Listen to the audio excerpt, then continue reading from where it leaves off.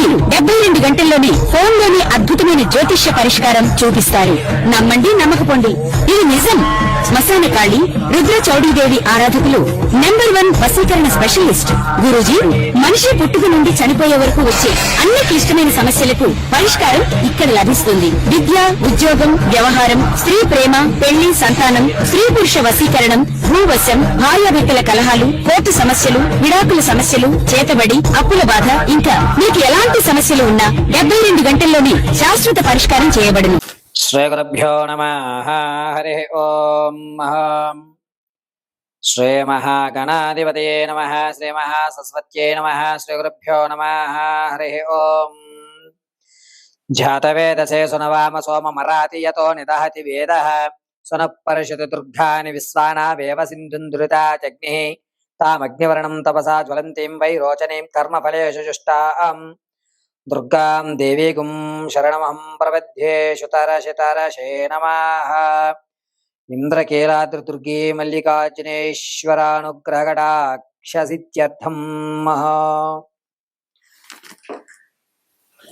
ఈ జూన్ నెలలో 7వ తారీఖు నుండి కూడా కుజుడు, కేతువు అగ్నిస్థానానికి ప్రవేశించడం వల్ల ద్వాదశ రాశుల వారికి ఏ విధమైనటువంటి విపత్తులు రాబోతున్నాయి, ఏ విధమైనటువంటి అదృష్టం కలగబోతోంది, ఏ విధమైనటువంటి అనారోగ్య సమస్యలు ఎదురవుతాయి, ఆర్థికంగా లాభపడుతున్నారా, నష్టపోతారా అనేటువంటి విషయాన్ని పరమేశ్వరి అనుగ్రహంతో యథాశక్తానుసారము నాకు అమ్మవారు కలగజేసిన జ్ఞానయుక్తంతో మీ అందరికీ కూడా ఈ 12 రాశుల వారికి కుజుడు కేతువుతో జూన్ 7వ తారీఖు నుంచి జూలై 26 తారీఖు వరకు కూడా కేతువుతో కుజుడు ఉండడం అనేటువంటిది ఈ 2 నెలల్లో జరిగేటువంటి విపత్తులను మీ ముందుకు తెలియజేయడానికి వచ్చుచున్నాను.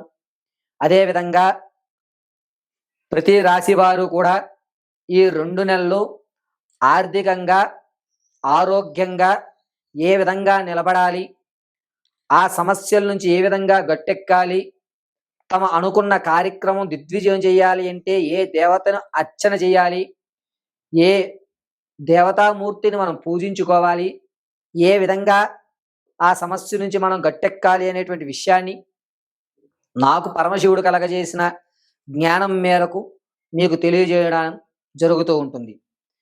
ఈ యొక్క కుజుడు, కేతువు ఇరువురు కూడా అగ్నిస్థానంలో నిలబడి ఉండడం, అందలి కూడాను చాలా ఆలోచనాయుక్తంతో కేతువు వేగరంగా తన ఆలోచనల్ని పరిగణించడం, కుజుడు అంత కంగారు పడకుండా నెమ్మదస్తంతో మనం అడుగు వేయాలి అనేటువంటి విషయాన్ని తెలియజేయడం జరుగుతుంది.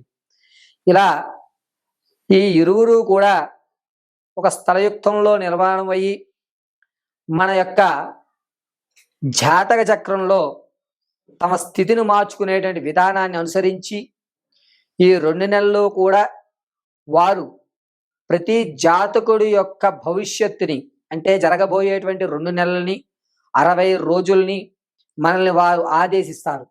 ఈ ఆదేశాల్లో ఎంతటి ఇబ్బందులు కలగకుండా మనం దాన్ని అధిగమించుకోవడానికి తీసుకోవలసిన జాగ్రత్తలు అనేటువంటివి మీకు తెలియజేయడం జరుగుతుంది. కాబట్టి ఈ జాగ్రత్తలు పాటించుకుని మీ యొక్క సమస్యల్ని అధిరోహించుకుని అమ్మవారి కటాక్షం పొందుతూ ఉన్నతమైనటువంటి మీ కార్యక్రమాలు, క్రతువులు, మీ యొక్క పనులు పూర్తి చేసుకోగలరని తెలియజేయడం జరుగుతుంది. తదుపరి సింహరాశి. మఖా నక్షత్ర 4 పాదాలు, పూర్వ పాల్గొని 4 పాదాలు, ఉత్తర పాల్గొని 1వ పాదం వారు కూడా సింహరాశిలోకి ఇచ్చేస్తారు. సింహరాశి వారికి జూన్ 7వ తారీఖున రాత్రి 10:14 కేతువులోకి కుజుడు ప్రవేశించడం అనేటువంటి జరగడం వల్ల వీరికి మాటలో కానీ, పదవుల్లో కానీ, లేకపోతే బంధువర్గాల్లో కానీ గౌరవం ఇచ్చినట్టే ఇచ్చి వెనకాల మాటలు అనుకునేటువంటి వారు అధికంగా ఉంటారు.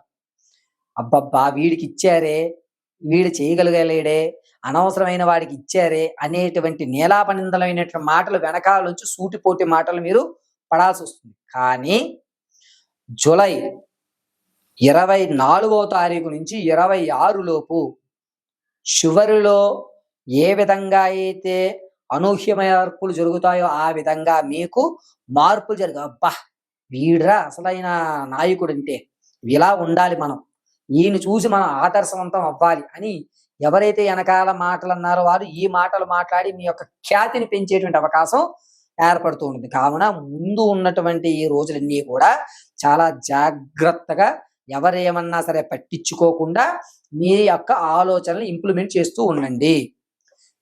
వివాహం కోసం చూస్తున్న వాళ్ళు ఈ 2 నెలలు వివాహం యుక్తానికి ఆలోచించద్దు. అసలు పెళ్లి చూపులు అనేటువంటి వ్యవస్థను కూడా పెట్టుకోవడం మంచిది కాదు.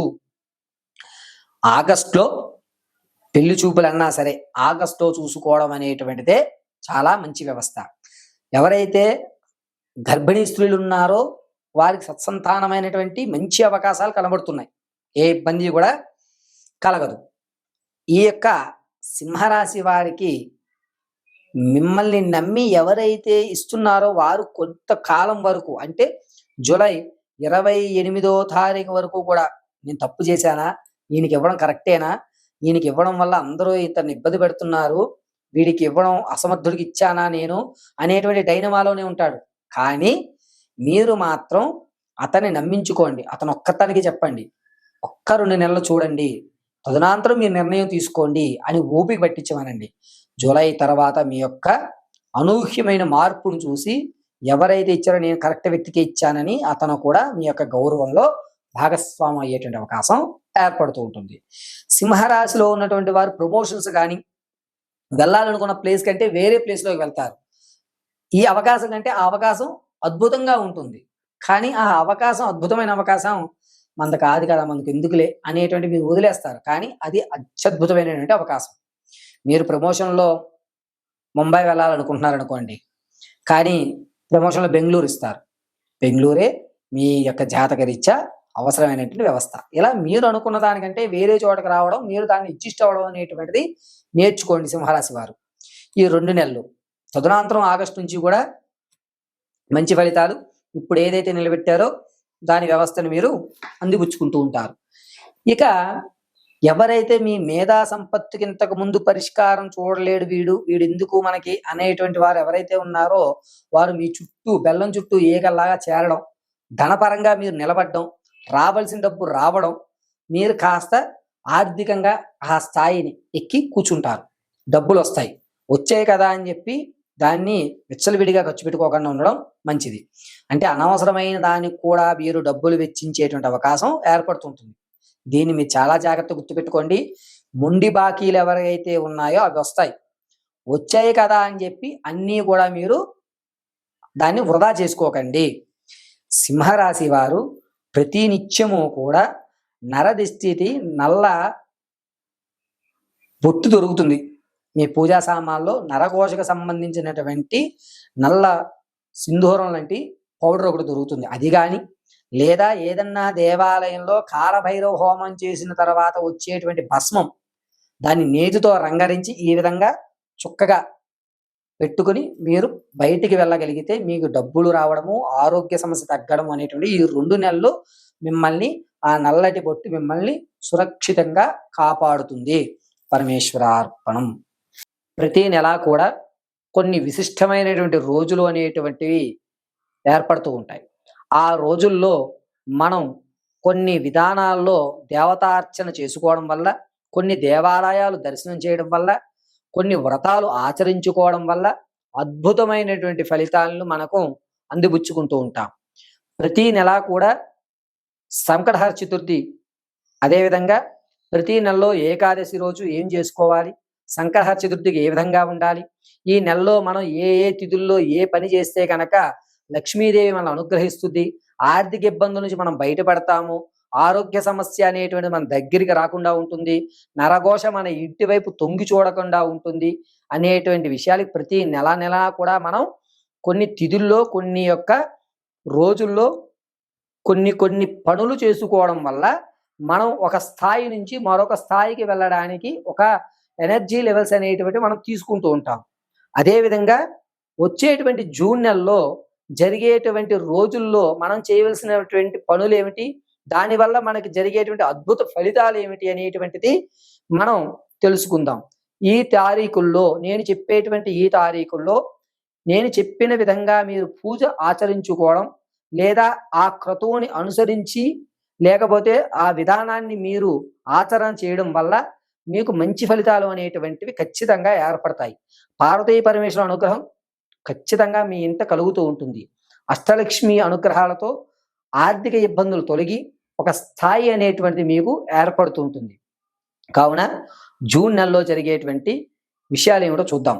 ముందుగా జూన్ నెలలో 6వ తారీఖు ఏకాదశి శుక్రవారం రోజున గాయత్రి జయంతి అని అంటారు. ఆ రోజు శుక్రవారం రావడం, అందులోనూ ఏకాదశి కలిగి రావడం, గాయత్రీదేవిని ఆరాధించడం అనేటువంటిది సకల రోగాలకి, ఆర్థికమైనటువంటి ఎన్నో ఇబ్బందులు పడుతున్న వారికి గాయత్రీదేవి అద్భుతమైనటువంటి మహత్యాన్ని కలగజేసేటువంటి దేవతామూర్తి. కాబట్టి 6వ తారీఖున శుక్రవారం రోజు ఏకాదశి తిథి నందు ప్రతి ఒక్కరూ కూడా తెల్లవారుజామున 6:30లోగా ఇంటిని శుభ్రం గావించుకుని తులసి మొదటి యందు చక్కగా కాస్త నీళ్లు ఉంచి పసుపు కుంకుమ కాస్త గంధము 2 అగరబత్తులు వెలిగించుకుని యథాశక్తానుసారం అనుష్ఠాన పరులు ఎవరైతే అంటే మంత్రం ఉపదేశం తీసుకున్నటువంటి వారు ఎవరైతే ఉంటారో వారు ఎర్రటి 5 మందారాలు చేతిలో పట్టుకుని గాయత్రి మంత్రాన్ని గాని లేదా మీ అనుష్ఠానమైనటువంటి దేవతామూర్తి అనుష్ఠానం గాని గావించుకోవడం. గురుగారు మాకు ఎటువంటి మంత్రోపదేశం లేదు అన్నటువంటి వారు ఓం ఐం శ్రీమాత్రే నమః అని 108 సార్లు పట్టించుకుని ఈ 5 మందారాలని కళ్ళగద్దుకుని 5 వైపులా అంటే 4 దిక్కులా కూడా 4 మందారాల నుంచి మరొక మందారాన్ని తులసి పై భాగంలో ఉంచగలిగితే గనక వారికి గాయత్రీదేవి అనుగ్రహం పరిపూర్ణంగా కలిగి 6th సెన్స్ అనేటువంటిది ప్రారంభమయ్యి మీ యొక్క సమస్యలకు పరిష్కారం అనేటువంటిది ఏర్పడుతుంది. అదేవిధంగా 7వ తారీఖు ద్వాదశి అంటే శనివారం రోజు, తదుపరి రోజే శనివారం. ఏకాదశి ఉపవాసం ఉన్నవారు ద్వాదశిన ఆ ఉపవాసాన్ని విడిచిపెడతారు. ద్వాదశి శనివారం రోజున వైష్ణవ రామలక్ష్మణ ద్వాదశ యుక్తము అంటారు దీన్ని. కాబట్టి ఎవరికైతే ఆర్థికంగా ఇబ్బంది పడుతున్నారో అంటే అప్పు కూడా పుట్టకుండా ఎవరైతే ఇబ్బందులు పడుతున్నారో వారు ఈ 7వ తారీఖు శనివారం రోజున వేకువజామున 6:30లోగా ఇల్లంతా శుభ్రం గావించుకుని 7:42 లోపు మీ చేతిలో తులసి దళాన్ని ఉంచుకుని పురుష సూక్తాన్ని గాని లేదా సుప్రభాత సేవను గాని వింటూ శ్రీమన్నారాయణాయ నమః, శ్రీమన్మహానారాయణాయ నమః, శ్రీ మహాదేవదేవాయ నారాయణాయ నమః అంటూ 108 సార్లు పఠించి ఆ తులసి దళాన్ని కళ్ళగద్దుకుని మీ పూజా మందిరంలో వెంకటేశ్వర స్వామి వారి పాదాల దగ్గర పెట్టి వరిపిండితో నేతితో దీపారాధన, వరిపిండిని తీసుకుని దీప ప్రమిదలోగా ఏర్పరచుకుని అందులో నెయ్యి పోసి దీపారాధన చేయడం వల్ల 7వ తారీఖు శనివారం ద్వాదశి సంఖ్యాపరంగా కూడా 7 అనేటువంటిది శనీశ్వరునికైతే ఇష్టమైనటువంటి సంఖ్యాపద్మానం. కాబట్టి ఆ రోజు నారాయణ కటాక్షం కలిగి ఆర్థిక ఇబ్బంది అనేటువంటిది పూర్తిగా తొలగేటువంటి అవకాశం ఏర్పడుతుంది. ఇక జూన్ నెలలోనే 10వ తారీఖున మంగళవారం రోజు ఉదయం 10:47 తర్వాత పౌర్ణమి అనేటువంటిది ఏర్పడుతుంది. అంటే మంగళవారం సాయం సంధ్య వేళ మనకి పౌర్ణమి ఉంటుంది పూర్తిగా. కాబట్టి మంగళవారం రోజు సాయంత్రం వేళ 7:42 గౌరీదేవి పూజ చేయడం వల్ల ఎవరైతే మీ యజమానులు అంటే మీ భర్త అనారోగ్యంగా ఉన్నా, అదేవిధంగా మీ భార్య అనారోగ్యంగా ఉన్నా, మగవారైతే ఏదన్నా దేవాలయంలో అమ్మవారి దేవాలయంలో తెల్లటి మల్లె పువ్వులతో మంగళవారం రోజు 10వ తారీఖున మంగళవారం రోజు మల్లె పువ్వులతో అమ్మవారి అర్చన గావించడం. అదేవిధంగా ఆడవారైతే అమ్మవారికి ఒక మల్లె పువ్వు కాస్త కుంకుమ తీసి అమ్మవారి పాదాల వద్ద గౌరీదేవి అష్టోత్తరం చదువుతూ పూజ చేయడం వల్ల మీ యొక్క భర్త ఆరోగ్యం లేదా మీ యొక్క భార్య యొక్క ఆరోగ్యము కుదుటపడి గండం నుంచి గట్టెక్కేటువంటి అవకాశం ఈ మంగళవారం రోజు 10వ తారీఖున అమ్మవారి కటాక్షంతో పౌర్ణమి యుక్తంతో నడుస్తుంది. ఇక 11వ తారీఖు నుంచి కూడా గురుమూఢమి ప్రారంభం. 11వ తారీఖు తర్వాత అంటే జూన్ 12 నుంచి ముహూర్తాలు అనేటువంటి అంటే వివాహానికి కానీ, ఉపనయనానికి కానీ, గృహప్రవేశానికి కానీ 11 తర్వాత ముహూర్తాలు ఉండవు. గురుమూఢమి ప్రారంభం అవుతుంది. ఒక నెల రోజుల పాటు ఈ విషయం నడుస్తూ ఉంటుంది. ఇక 14వ తారీఖున సంకటహర చతుర్థి. 14 శనివారం సంకటహర చతుర్థి. ఎవరైతే సంకటహర చతుర్థి గణనాథుడికి నమస్కారం చేస్తూ 5 మాసాలు అంటే నెలకు ఒకసారి సంకటహర చతుర్థి వస్తుంది.